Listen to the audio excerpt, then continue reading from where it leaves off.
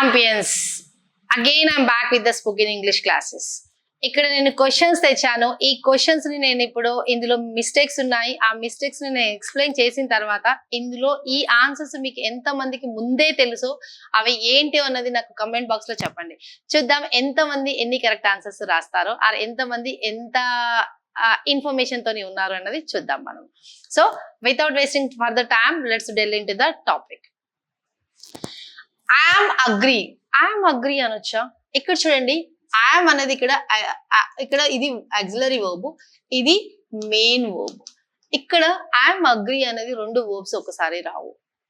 ఎందుకు రావు మేడం అంటే ఐఎమ్ అగ్రీ అనలేము.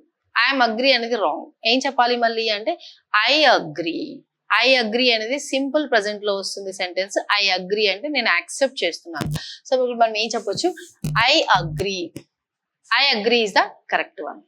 నెక్స్ట్ ఐఎమ్ అండర్స్టాండ్ కాదు, I understand your concern or I understood your concern. ఇది కూడా సింపుల్ ప్రెసెంట్ లో వస్తుంది.